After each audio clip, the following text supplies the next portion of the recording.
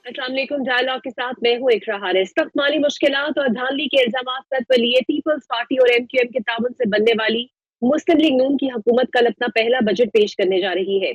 ये बजट इस लिहाज से नहायत अहमियत का हामिल है कि एक तरफ हुकूमत को मालियाती वसाइल महदूद होने की वजह से शदीद मौशी दबाव का सामना है, तो दूसरी तरफ इलेक्शन के बाद से जारी धांधली के इल्जामात की वजह से इसे नित नई हजीमत बर्दाश्त करना पड़ रही है। उम्मीद यही है कि हुकूमत कल आईएमएफ की शराइत के ऐन मुताबिक अपना बजट पेश करेगी ताकि उसे अगले पैकेज के हसूल में किसी भी रुकावट का सामना ना हो, भले इन सख्त शराइत की वजह से अवाम की रही सही सांसें भी ना उखड़ जाए। आलमी मालियाती इदारों पर हमारी मालियाती का इन्हिसार इस बात से लगाया जा सकता है कि हमारे मजमूई बैरूनी कर्जों का हुजम 64 अरब से जायद तजावज कर चुका है। इसी तरह बैरूनी कर्जों की अदायगी के लिए हमें सालाना कम अज कम 22 अरब डॉलर दरकार है, और ऐसे सख्त हालात में शहरियों को सस्ती बिजली, गैस, खुराक, सेहत और तालीम जैसी बुनियादी जरूरियात की फराहमी नामुमकिन लगती है। हम मजीद कर्जे ले रहे हैं और इसी वजह से आज मुल्क हर सिम से तनज़्ज़ुली का शिकार है, और इसका अंदाजा आज वजीर खजाना की जानिब से पेश किए जाने वाले इक्तिसादी सर्वे से होता है। इस सर्वे में ज़राअत के अलावा हम हर शोबे में अपने अहदाफ हासिल करने में नाकाम रहे हैं। हमारी मुश्किलात कैसे कम होंगी, सियासी जमातों का किरदार क्या होगा, इन तमाम तर मौज़ूआत पर बात करेंगे आज के प्रोग्राम में। तो मेरे साथ मेरे मेहमान मौजूद है। सबसे पहले मैं जाना चाहूंगी शेख शाहीन साहब आपके पास। सर, आज आपकी दरख्वास्त पर इस्लामाबाद हाई कोर्ट ने इलेक्शन कमीशन ऑफ पाकिस्तान के नए ट्रिब्यूनल को काम करने से रोक दिया है, लेकिन ताहाल इलेक्शन कमीशन ने नए ट्रिब्यूनल के कयाम का फैसला मुअत्तल नहीं किया। आपको क्या लगता है, आपको इंसाफ मिल सकेगा, या फिर अगर ऐसा फैसला आया जो आपको कबूल नहीं होगा तो आप उसे सुप्रीम कोर्ट में चैलेंज करेंगे सर? देखें, अगर तो हमारे ख़िलाफ़ फैसला आया तो नेचुरली हम चैलेंज करने का हक़ रखते हैं। यहाँ डिवीज़न बेंच में भी जा सकते हैं और सुप्रीम कोर्ट में भी जा सकते हैं, लेकिन हमें उम्मीद है कि इंशाल्लाह हमें इंसाफ मिलेगा। वजह उसकी ये है कि जो इस तरह के इलेक्शन कमीशन ने गलत आर्डर किया है, जिस तरह इलेक्शन कमीशन का इसमें एक बहुत बड़ा मुजरिमाना फ़ेल है, इसके अंदर रिटर्निंग ऑफिसर्स ने एक बहुत बड़ा जुर्म किया है, और जो हमारे मद्दे मुकाबिल तारिक फजल चौधरी को एक जाली नोटिफिकेशन के ज़रिए जिताया गया है, फॉर्म 45 में टेम्परिंग की गई है, और ये सारा ज़िम्मेदारी तो इलेक्शन कमीशन की थी को free fair and transparent elections कराता। वो रिटर्निंग ऑफिसर्स के ख़िलाफ़ एक्शन लेने की बजाय जो केस में पूरी तरह मुलव्वस थे, बल्कि उनको फैसिलिटेट कर रहे हैं। और इस तरह जो भागम भाग ये लोग पहुँचे हैं, अभी तक अदालत में जवाब ना इलेक्शन कमीशन ने दिया, ना आरओ ने दिया, और ना ही तारिक फजल ने दिया, जो कठपुतली एमएनए जिसको बनाया गया है। तो मेरा ख़्याल है कि इन सब के ख़िलाफ़ क्रिमिनल कार्रवाई तो होगी, लेकिन इस वक्त जो सिचुएशन चल रही है, जिस अंदाज से इन्होंने ट्रांसफ़र किए हैं ये केसेस, ये कोई इसकी पाकिस्तान में नज़ीर नहीं मिलती, ना अदालती नज़ीर तो मुमकिन ही नहीं है। यानी बग़ैर किसी वजह के अदालत में जवाब देने की बजाय जहाँ ये सारे मुल्ज़िम हैं और पार्टी हैं, तो वहाँ इल्ज़ाम इनके ऊपर है कि इन्होंने मिली भगत करके और करप्ट प्रैक्टिसेस के ज़रिए, मैनिपुलेशन के ज़रिए ये रिज़ल्ट बनाया है। तो वहाँ जवाब देने के बजाय कहा कि नहीं जी, ये हमें जब जज पसंद नहीं है तो हम चेंज करके तो अपना रिटायर्ड जज लगा देते हैं। तो इससे बड़ी गलत बात क्या हो गई? बहरहाल हम ये समझते हैं कि ये फॉर्म 45 इनके गले का तौक है, और किसी दिन इन सारे जो कठपुतली एमएनएस बने फिरते हैं, इनके गले का तौक नहीं बनेगा, इनके लिए फांसी का फंदा बनेगा। ये जेल भी जाएंगे, हमेशा के लिए ये सियासत से फारे होंगे, क्योंकि आर्टिकल 62, 63 भी लगेगा। जिन्होंने फोर्जरी की है और करप्शन की है, और रिटर्निंग ऑफिसर्स के ख़िलाफ़ भी मेरा ख्याल है वो FIR भी कटेंगी, वो जेल भी जाएंगे और नौकरी से भी जाएंगे। बिल्कुल ठीक है। तैमूर ताजपुर साहब, सर कल बजट पेश होने जा रहा है, और इस बजट के पेश होने से पहले ही IMF के साथ एक लंबे मुज़ाकरात हुए, लेकिन सर बड़ी खामोशी है पीपल्स पार्टी की तरफ से। बिलावल साहब खामोश है, लेकिन 2 दिन कबल खुर्शीद शाह साहब ने नून लीग के बजट पर जरूर एतराजात उठाए हैं। कोई एतराज होगा आपको इस बजट के ऊपर? आप लोग आवाज उठाएंगे या फिर go to go with government?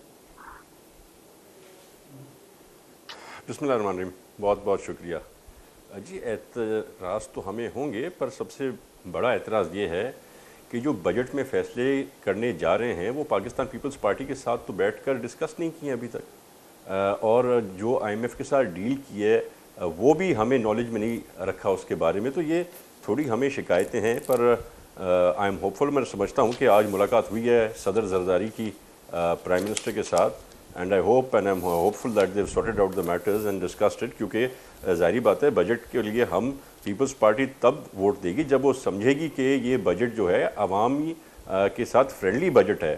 اگر اس قسم کے کوئی کسی کے بھی کہنے پہ آئی ایم ایف اور اینی ون ایسی کوئی زبردست برڈنز ڈال دیے جو کہ پاکستان کی عوام برداشت نہیں کر سکتی, تو پیپلز پارٹی کیسے ووٹ کر سکتی ہے؟ تو I am just hopeful and I am waiting کہ آپس میں جو ڈسکشنز ہوئے ہیں وہ سارٹ آؤٹ ہو جائیں. آج جو ہماری پارلیمنٹری پارٹی میٹنگ ہوئی تھی ایم این ایس کی چیئرمین بلاول کی صدارت میں, اس میں بھی بہت اشد شکایات آئی ہیں حکومت کے خلاف پیپلز پارٹی کے ایم این ایس کو. تو let C meeting I hope جو ہے سکسیزفل گئی ہو پرائم منسٹر کی اور پریزیڈنٹ زرداری صاحب کی. اور یہ ریزرویشنز آپ نون لیگ تک پہنچا چکے ہیں کہ انہوں نے بجٹ پہ آپ سے کوئی ڈسکشن نہیں کی؟ بالکل, جو میٹنگ آج ہوئی تھی صدر زرداری کی, میرے خیال سے اس کا مین ایجنڈا یہی تھا.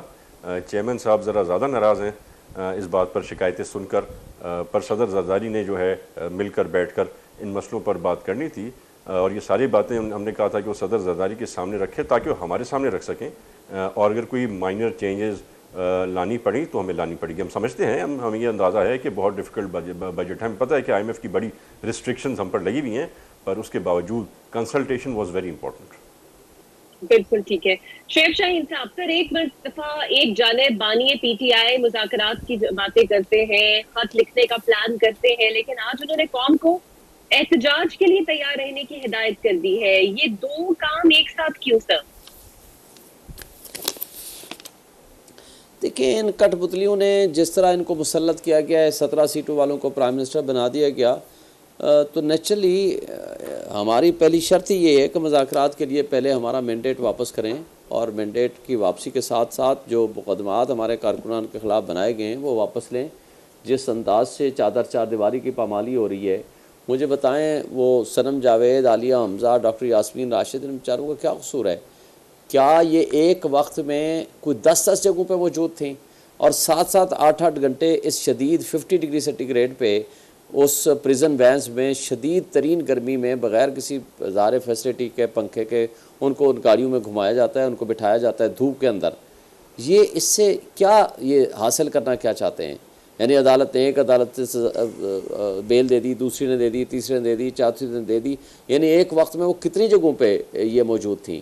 بات یہ ہے کہ اس طرز عمل سے اور اس طریقے سے نہ ان کا مذاکرات کی کوئی نیت ہے, لیکن چونکہ چیف جسٹس آف پاکستان نے اور جسٹس جمال منتخیل صاحب نے, جسٹس اطہر من اللہ نے, سپریم کورٹ نے کہا تھا کہ آپ مذاکرات کریں, تو اس کے لیے دار ہے. انہوں نے اگر اس کو ایگری کیا ہے تو, لیکن اس کا یہ مطلب نہیں ہے کہ ہم باقی سارے جو راستے ہیں ہمارے وہ احتجاج کے, ہم ان کو ختم کر دیں. لیکن یہ جو یزیدیت کا ماحول انہوں نے پورے پاکستان میں اور لیکن اسپیشلی جو پنجاب میں قائم کر رکھا ہے, یہ زیادہ دیر کے لیے چلنے والا نہیں ہے. چار دیواری کی پامالی ہو رہی ہے.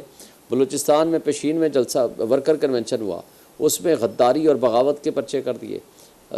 لاہور میں ہوا, حافظ آباد میں ہوا, سیالکوٹ میں ہوا, اور خانے وال میں ہوا, وہ جو پرچے کیے ہیں سینکڑوں کی تعداد میں ہمارے لوگوں کے خلاف, ان کے چار دیواری کی پامالی ہو رہی ہے, گھروں میں گھس رہے ہیں, اور نہ صرف گھستے ہیں, توڑ پھوڑ کرتے ہیں, چوریاں کرتے ہیں پولیس والے.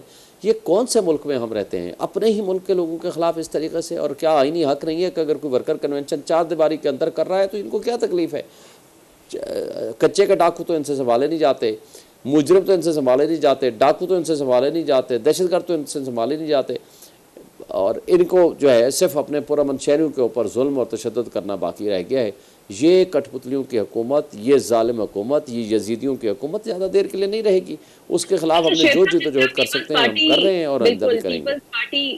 بالکل پیپلز پارٹی سپورٹ کرتی ہے گورنمنٹ کو, لیکن جس طرح وہ کہہ رہی ہے کہ آج بجٹ اجلاس ہوا ہے, اپنے تحفظات کو حکومت کے سامنے رکھیں گے.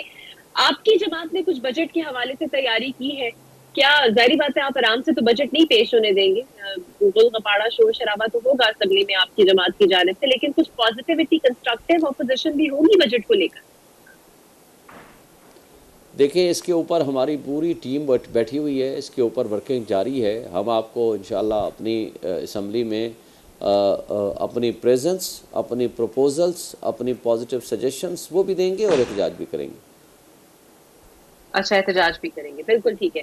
تیمور طاہر صاحب, سر آپ کو کیا لگتا ہے یہ جو دوہری پالیسی ہے, ایک جماعت کا پیٹرن یہ ہے کہ پی ڈی ایم دور حکومت میں آپ کی جماعت تب بھی نون لیگ کو سپورٹ کرتی رہی, لیکن صدارتی آرڈیننس جاری ہوتے ہی صدر چھٹیوں پر چلے جاتے ہیں, حتیٰ کہ عزت معاملہ ہوتا ہے تو گورنر صاحب چھٹیوں پر جا کر نون لیگ کو مرضی کی قانون سازی کا موقع دے دیتے ہیں. ایسا کیوں چھٹی پہ گئے گورنر پنجاب اور اب ہے کہ عزت بل جبکہ چیلنج بھی ہو گیا ہے، پیپلز پارٹی اب اس پہ کیا موقف رکھتی ہے؟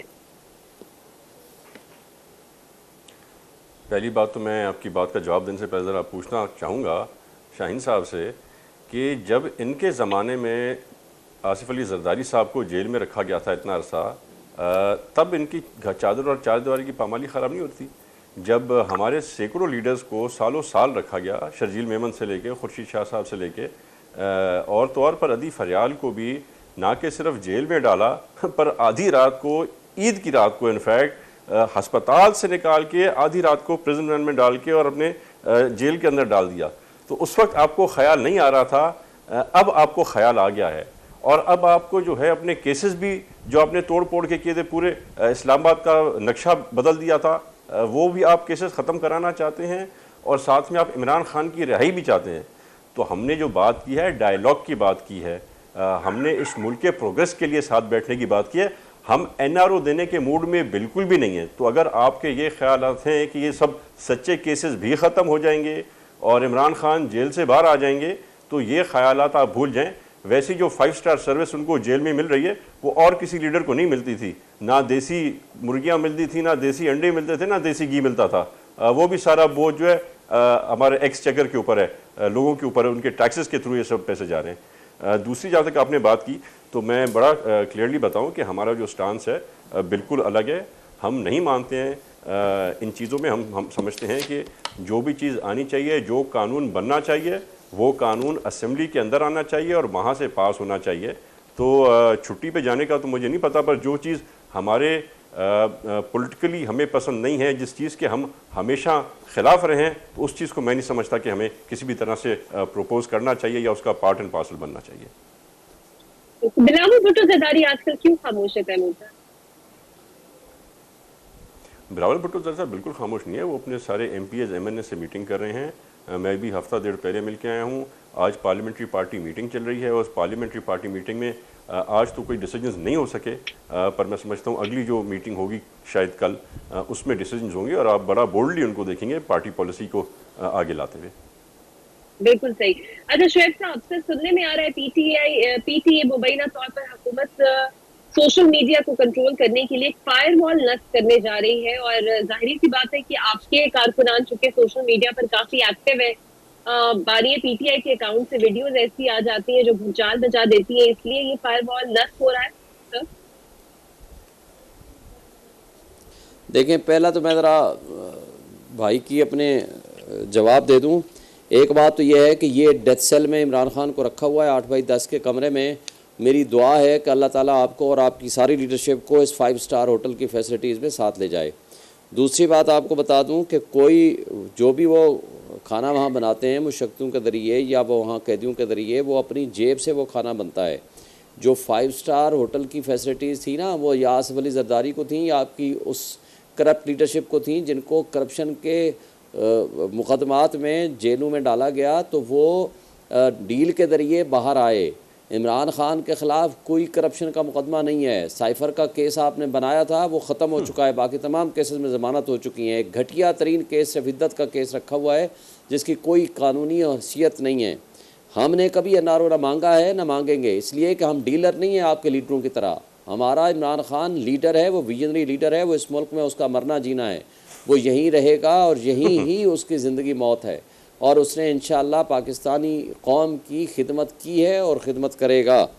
اور اس سے آگے جو کچھ آپ کے ماشاءاللہ ابھی دبئی لیکس میں پراپرٹیز نکلی ہیں، آپ کے زرداری صاحب کے ایک بچہ جس کو وہ بولتے تھے راو انوار، اس کی 77 پراپرٹیز نکلی ہیں. تو لہٰذا اس کے اوپر آپ کم سے کم دبئی لیکس پہ اور گندم سکینڈل پہ ہی انویسٹیگیشن کرا لیں، آپ کے پاس پاکستان کا سارا پیسہ واپس آ جائے گا. تو اس لیے ہمارا کوئی ایسا پچھلے 25 سال میں ساری انویسٹیگیشنز آپ کر چکے ہیں، سارے کرپشن سچی بھی کیسز جھوٹی آپ بھی کے ساری آپ خلاف کرا آپ چکے کی ہیں. لیڈرشپ کے خلاف پینڈنگ ہیں اور نون کے خلاف پینڈنگ ہماری ہیں. ہر چیز، لیکن ہم اس سے آگے آتے ہیں. ہم ڈکلیئرڈ کوئی تھی ایسا اس کے اندر آئی ہے. مطالبہ نہیں کریں گے. ہم عمران خان کی طرح ہم یہ کہتے ہیں چوری کہ کی چیزیں نہیں چادر رکھتے چار ہیں. دیواری کی پامالی کر رہے ہیں، جو گھروں میں گھس رہے ہیں، جو آپ نے شہباز گل کے بھائی کو اٹھا لیا، مظہر مشوانی کے بھائیوں کو اٹھا لیا، جو ریحانہ آپ ڈار کے گھسے تھے اوپر تب. ظلم کر رہے ہیں، جو عمر ڈار، عثمان ڈار، آپ کن کا نام لیں. آپ نے وہ عباد فاروق کو جیلوں میں ڈالا ہوا ہے, اس کا معصوم بچہ شہید ہو گیا, اس کو آپ نے جنازے میں میرے شرکت نہیں لیڈر نے کرنے تو دی. 14 جو سال جیل کچھ میں یہاں کاٹے ہو ہیں, رہا آپ ہے 4 یہ سال تو کاٹ لیں یزیدیت سے آرام کم سے. نہیں ہے, اور یہ زیادہ دیر کے لیے آپ برقرار نہیں رکھ پائیں گے. اب میں آتا ہوں جو حتیٰ عزت بل کا معاملہ ہے. حتیٰ عزت بل میں مسلم لیگ نون تو پوری طرح ملوث ہے ہی ہے, لیکن جو دھوکہ دیا ہے ان کے گورنر نے, اور جو انہوں نے ان کے ایکٹنگ پریزیڈنٹ نے جو نوٹیفیکیشن کیا ہے کہ جی اب آپ آرڈیننس نکالا ہے کہ 40 دن کے لیے ہو جائے گا نیب میں, وہ صرف اور صرف پرسن اسپیسیفک عمران خان کے خلاف بنانے کے لیے. اور دوسرا آرڈیننس نکالا ہے کہ جناب ریٹائرڈ جسٹس بھی لگا سکتے ہیں ٹریبونل کے لیے, وہ صرف اس لیے کہ یوسف رضا گیلانی خود ملزم ہے اس کیس میں جس میں الیکشن پٹیشن فائل کر رکھی ہے بیرسٹر تیمور نے اس کے خلاف.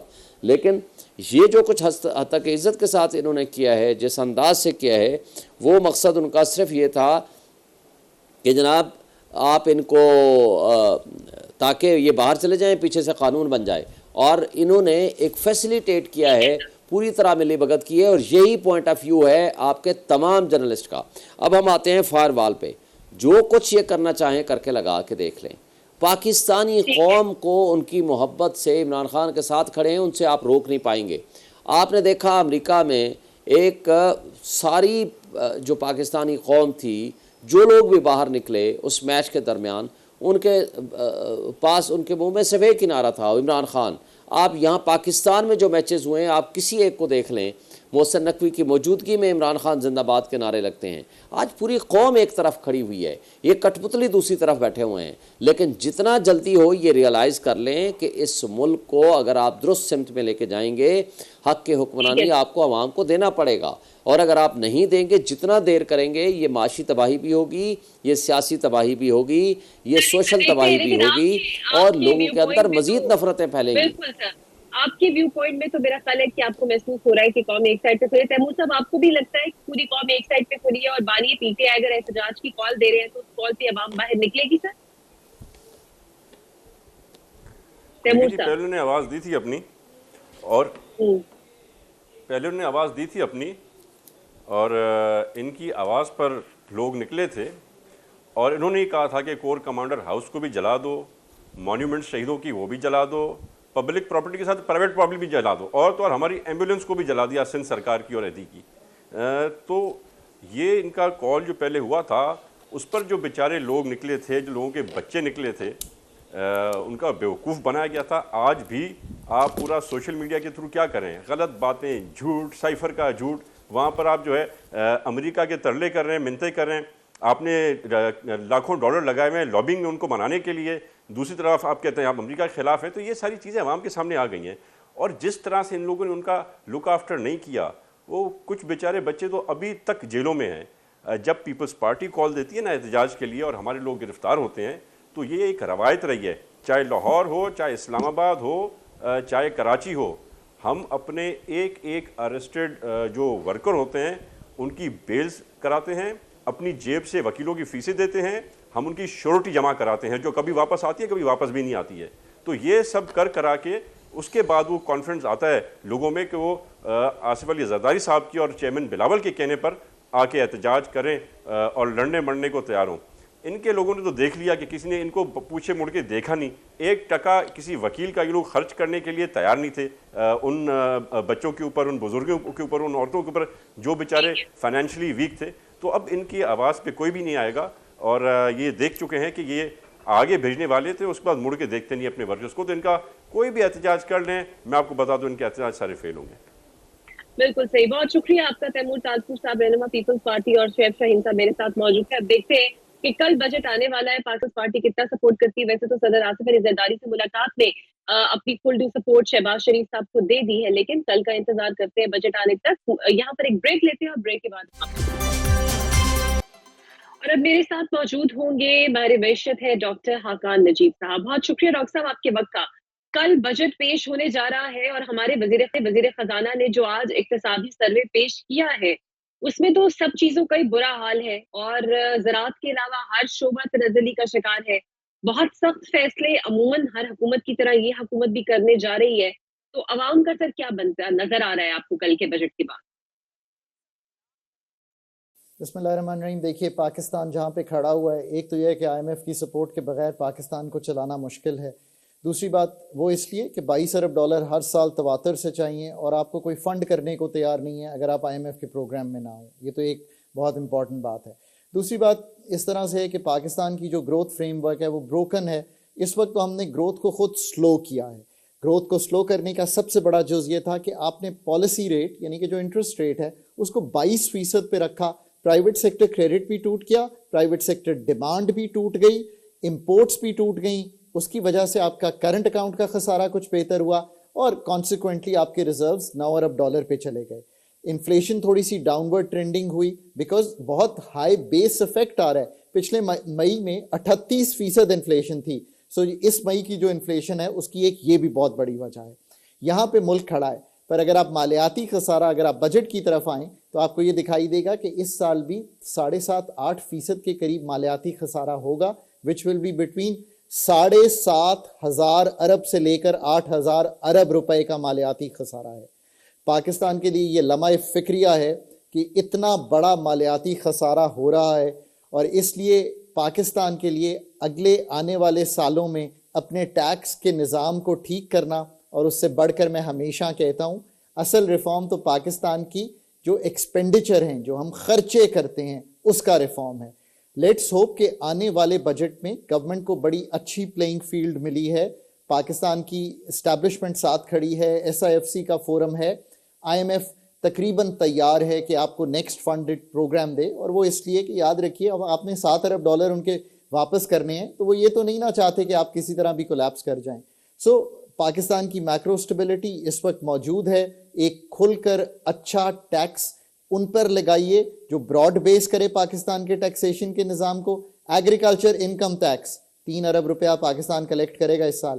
میڈم یہ کیسے ہو سکتا ہے کہ 20-22% ایگریکلچر ہے پاکستان کی اکانومی کا اور کیا وہ 2.5-3 ارب روپیہ دے گا؟ It's not fair. یہ بتائیے گا کہ ہمیشہ دوسری ہمارے بات یہ ہے اہداف بہت انریلسٹک ہوتے ہیں.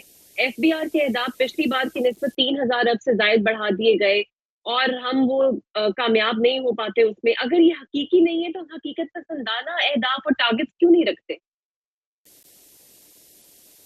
یہ آپ کا بڑا امپورٹنٹ سوال ہے. میں ہر چینل پہ دیکھتا ہوں یہ سوال آتا ہے پر اس کا کوئی جواب نہیں دے پاتا کہ جی وہ آئی ایم ایف نے کہا 12,900 کر دو. So I am going to explain it to you اتنی آسانی سے کہ آپ بھی سمجھ جائیں گی اور ہمارے ویورز بھی سمجھ جائیں گے. پاکستان کا آج tax to G D P ratio F P R کا 9% ہے. پاکستان کا جو جی ڈی پی کا حجم ہے وہ 1,06,000 ارب ہے. تو ہم 9,400 ارب روپیہ اس سال کلیکٹ کر لیں گے. یہ 9% 1,06,000 کا. بڑی سادہ گفتگو ہے. پچھلے 10 سال سے کئی پروگرامز، کئی فورن انٹرونشنز، کئی ملٹی لیٹرل کے پروگرامز ہوئے. Tax to G D P F P R کا 9 پہ ہی کھڑا ہے. جو ہمارے ہاں ہونا چاہیے وہ پوٹینشیل کے لحاظ سے یہ 13, 14, 15% ہونا چاہیے. Even P M L N کا مینیفیسٹو یہ کہتا ہے کہ ہم ہر سال اس کو بڑھائیں گے. آئی ایم ایف نے آپ کو کہا اس کو اگلے سال 10% کر دیجئے. اگلے سال اکانومی کا حجم ہوگا 1,26,000. اس کا 10% لے لیجئے تو آپ پہنچ جائیں گے وہی 12,600-700 ارب پہ. آئی ایم ایف کے ساتھ شاید 12,900 ارب کی بات ہو رہی ہے. یہ ہے وہ 3,700 ارب کا فرق جو آپ ایکسپلین کر رہی ہیں. سو ایک تو ویورز کو بالکل کلیئرٹی ہونی چاہیے. 10% tax to G D P of F P R tax you to دس 12,900 بلین. اس میں سے کچھ اٹونمس آ جائے گا. مطلب یہ ہے کہ جو اکانومی میں گروتھ آئے گی، انفلیشن ہوگی، سو 1500-1600 ارب روپیہ تو وہاں سے آ جائے گا. باقی جو ہے وہ 2,000 ارب یہاں ٹیکسیشن سے آئے گا، براڈ بیس ٹیکسیشن سے آئے گا. یہاں ان ایریا سے آئے گا جہاں پہ ٹیکسیشن لگی ہوئی ہے. کیونکہ آئی ایم ایف یہ نہیں مانے گا کہ آپ ریٹیلرز کو ٹیکس میں لائیں گے. آئی ایم ایف یہ نہیں مانے گا کہ آپ پراپرٹی پہ ٹیکس لگائیں گے. آئی ایم ایف یہ نہیں مانے گا. بیکاز عوام کا سر بڑا پرٹیننٹ سوال رہتا ہے کہ اگر جنرل سیل ٹیکس بڑھا دیا جائے، جس طرح باتیں ہو رہی ہیں کہ شاید 1% بڑھا دیا جائے، اس کا مطلب یہ ہوگا کہ دودھ سے لے کر چینی، دالیں، کاسمیٹکس سمیت 7,000 سے زائد روزمرہ کی جو اشیاء ہیں ان پہ ٹیکس بڑھ جائے گا اور یہ بوجھ عوام کو منتقل ہو جائے گا، اس کو برداشت کرنا پڑے گا.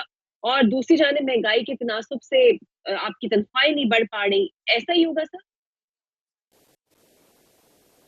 سو ایک تو میں کبھی امید رکھتا ہوں کہ 1% ٹیکس کو بڑھانے کے لیے نہ IMF انسسٹ کرے گا, اور اگر کرے گا بھی تو پاکستان اتھارٹیز ماشاءاللہ اسمارٹلی اس کو سمجھائیں گی کہ لیٹ سے کہ آپ پبلک چینل سے پچھلے 2022 میں 1 لاکھ روپیہ تنخواہ لے رہی تھیں, آج اس کی جو بائنگ پاور ہے نا وہ 61,000 روپیہ رہ گئی ہے. اب کوئی یہ کہہ سکتا ہے کہ اس ٹائم پیریڈ میں 1% GST لگا دیا جائے؟ میرا خیال ہے کہ ایسا نہیں ہونا چاہیے. So you should be able to convince the fund کہ یہ کام نہیں کرنا. بٹ دوسری طرف آج آپ نے اکنامک سروے کا جو سب سے امپورٹنٹ فگر ہے, جو صرف آپ کے پروگرام میں ڈسکس ہونے جا رہا ہے, بیکاز یہ کہیں پہ بھی اگر ڈسکس ہوا ہے تو وہ میں نے ہی کیا ہے, آپ نے لکھا ہے اکنامک سروے میں کہ ہم نے 3900 بلین کی ٹیکس ایگزمپشنز اور کنسیشنز دی ہوئی ہیں. اس میں بہت سی چیزیں سیلز ٹیکس کی مد میں بھی ہیں. آپ کو IMF یہ ضرور کہے گا کہ اگر نہیں آپ نے 1% بڑھانا تو کچھ ایگزمپشنز اور کنسیشنز جو مراد اس طبقات کو ہیں جو نہیں ہونی چاہیے وہ اٹھا لیجئے. میں بھی یہی کہوں گا وہ اٹھا لیجئے, تو IMF کو میڈیسنز, فارما, ویٹ, ان سب چیزوں پہ کنونس کر پائیں گے کہ ہم 1% بھی نہیں بڑھائیں گے جو بڑھنا چاہیے, اور ہم جو مراد دی ہوئی ہیں ان سیکٹرز کو باہر رکھا ہوا ہے وہ کر پائیں گے. دوسری چیز جو آپ کو کرنی ہے, ایکسپورٹرز پورے پاکستان کی 30 ارب ڈالر کی ایکسپورٹ کرتے ہیں, وہ صرف 89 بلین روپیز ٹیکس دیتے ہیں. جو ہم نے رکھا ہوا ہے کہ آپ 1% دے دیجئے ٹیکس, ایسا تو نہیں ہونا چاہیے. تو آپ کو اس کو 1% کو منیمم ٹیکس بنانا ہے, اور یہ کہنا ہے کہ آپ آ کے اپنے گوشوارے جمع کرائیے اور جو آپ کا ایکچوئل ٹیکس بنے گا وہ دینا چاہیے. میں یہ مثالیں اس لیے رکھ رہا ہوں کہ یہ وہ کام ہیں جو پاکستان نے اپنی لانگ ٹرم بینیفٹ اور بقا کے لیے کرنے ہیں. حکومت کو میکرو سٹیبلٹی مل گئی ہے. IMF کا جو سٹینڈ بائی ارینجمنٹ تھا اس نے پاکستان کے ریزروز کو بھی بلڈ کیا ہے. اس وقت ایک آج اچھی یہ پلینگ بات کی فیلڈ گئی ہے ہے. شرح سود کے حوالے سے کہ بڑی خوش آئند ہے, تو واقعی خوش آئند ہے. وہ شرح سود اگر اسی طرح رکھی گئی برقرار اور شاید رکھی بھی جائے, ہمارے وزیر خزانہ تو بڑے خوش ہیں اس سے. دیکھیے, I think it's the right trend but it's not enough on the number. یہ میں اس لیے کہتا ہوں کہ 22% شرح سود تھی تو اکانومی میں انفلیشن 38% تھی پچھلے مئی میں, آج 11.8% انفلیشن ہے, تو وہ کیسے ہم 20.5% رکھ سکتے ہیں؟ ہمیں اس کو, میری یہ امید تھی کہ جب اکنامک ماڈلنگ IMF کے ساتھ ہوگی اور گفتگو ہوگی تو یہ 20.5% نہیں بلکہ 19%, یعنی کہ تقریباً ہم 3% اڑا دیں گے اپنی شرح سود کو, تاکہ ایک سگنل جائے بزنس کمیونٹی کو کہ we want them to do business. Large scale manufacturing negative ہے, پاکستان کی ایگریکلچر کے علاوہ سروسز سیکٹر سلو ڈاؤن ہوا ہے. سو ہمیں یہ سگنل دینا چاہیے تھا. چلیں, we are in the right direction. I think state bank کو یہ خدشہ ہے اور IMF کو زیادہ خدشہ ہے کہ کہیں انفلیشنری ٹرینڈ واپس نہ آ جائے اگر ٹیکسیشن ایسی ہو. اور جولائی میں 2 چیزیں ہونے جا رہی ہیں, اور یہ میں بہت لوگوں کو کہتا ہوں کہ وہ اپنے جو خرچے ہیں ان کو بہت سنبھال کے کریں. ایک بجلی بڑھنے جا رہی ہے اور دوسرا گیس قیمت میں بھی تبدیلی آ رہی ہے. سو ان 2 چیزوں کو دیکھتے ہوئے IMF سے یہی گفتگو ہوئی ہوگی, اور ہم کتنا ہی کنونس کر پائیں گے. وہ تو مشکل ہی ہوتا ہے کہ جب بجلی اور گیس کی قیمتیں بڑھنے کا ہمیں نہ پتا ہو. لیکن آج کی پریس کانفرنس میں اور کل کی بجٹ میں کوئی ایسی چیز ہے جو آپ ایکسپیکٹ کر رہے ہیں کہ شاید بہتر ہو آپ کی نظر میں؟ جی, میں سرٹنلی ایکسپیکٹ کرتا ہوں کہ ایک پرنسپل ہے ٹیکسیشن کا کہ ساری جو انکمز ہیں ان کو مساوی طور پر, agriculture income, manufacturing income, service sector income, ان سب کو مساوی طور پہ ٹیکس کیا جائے گا. ریٹیلر اور ہول سیلر پہ منیمم ٹیکس, پہلے بھی میں کہتا تھا 30 لاکھ ریٹیلر ہے پاکستان کا. میں آپ کو ایک ایسٹیمیٹ دے دیتا ہوں, کئی ایسٹیمیٹس ہیں, 250 ارب روپے کی کلیکشن ہو سکتی ہے ایک منیمم. میرا خیال ہے نیکسٹ ایئر تو اس سے زیادہ ہو سکتی ہے. یہ ماڈلنگ ہم نے اس سال کی ہوئی تھی. سو ان پہ بھی ٹیکس لگے گا, اور گورنمنٹ شروعات کرے گی اس طرف بڑھنے کی. چاہے تھوڑا سا IMF کا پش ہو, تھوڑا سا ملک بھی تیار ہو گیا ہے. میں ہمیشہ کہتا ہوں کہ ایک وقت ہوتا ہے ریفارم کرنے کا. آج جہاں پہ کھڑے ہیں, قوم مشکل فیصلے جب دیکھے گی تو پولیٹیکل لیڈرشپ کو, پاکستان کی ملٹری اور سول بیوروکریسی کو سراہے گی. وہ ہم جیسے پالیسی میکرز کو بھی یہی چاہتی ہے کہ ہم یہی گفتگو کریں کہ ایک اچھی وکٹ ملی ہے کھیلنے کی, سو کھل کر کھیلیں اس وکٹ پر, اور جو مشکل فیصلے لینے ہیں وہ رائٹ فیصلے ہیں, ان کو مشکل نہ سمجھیے. اور nation is looking for them. ایک چیز جو ہمیں گفتگو کرنی چاہیے کیونکہ یہ کل ہونا ہے کہ ہمیں ایکسپینڈیچر کا ریفارم, ہمارے خرچوں کا ریفارم دکھائی دے, ہمارے خرچوں کا ایک ایک پیسہ اس موقع پہ جبکہ قوم اس وقت مشکل میں ہے اور پولرائزیشن زیادہ ہے ملک میں, اگر ہم قوم کو یہ دکھائیں گے کہ ہم نے پینشنز کا ریفارم کیا ہے, ہم نے جو فیڈرل گورنمنٹ کے خرچے ہیں ان کو کم کیا ہے, ہم لینر گورنمنٹ کی طرف بڑھ رہے ہیں, ہم اپنی ڈویژنز کو کم کر رہے ہیں, ہم اپنے اسٹیٹ اونڈ انٹرپرائزز کے خرچے سبسڈیز کم کر رہے ہیں, ہم ٹارگیٹڈ سبسڈیز کی طرف جا رہے ہیں, اور سب سے بڑھ کے ہم ڈیولپمنٹ ایکسپینڈیچر کو اس طرح بنا رہے ہیں کہ اگلے 5 سال میں زیادہ سے زیادہ پروجیکٹ آن لائن آ سکیں. تو Pakistan always has a bright future. میں سب کو یہ کہتا ہوں ایک نہ ایک دن یہ سارے کام جو میں نے آپ کے سامنے رکھے ہیں ہم نے کرنے ہی کرنے ہیں. پاکستان اس کے 5 یا 8 سال بعد ایک مختلف ملک لگنا شروع ہو جائے گا. جو لوگ باہر جا رہے ہیں وہ فیل کریں گے کہ there is hope for Pakistan, and I really mean that. اللہ کرے سر جس طرح آپ کہہ رہے ہیں عوام کے لیے بھی ویسا ہی ہو. ایک تو IMF سے منظور شدہ بجٹ اور کل کے بجٹ میں عوام کے لیے کیا ہوگا اور عوام کے لیے کیا ہو سکتا ہے, یہ آپ نے ہمیں تھوڑا سا اس کا گلمس دیا. آپ کا بہت شکریہ. اور اب دیکھتے ہیں ناظرین کل کے آنے والے بجٹ میں جو ہے وہ اپنی کمر کس لے, کیونکہ تنخواہیں تو نہیں بڑھیں گی لیکن اخراجات بھی بڑھ جائیں گے, ٹیکسز بھی بڑھ جائیں گے, اور دیکھتے ہیں عوام آدمی کیسا لیتا ہے اس بجٹ کو. مجھے دیجیے اجازت, کل حاضر ہوتے ہیں. اللہ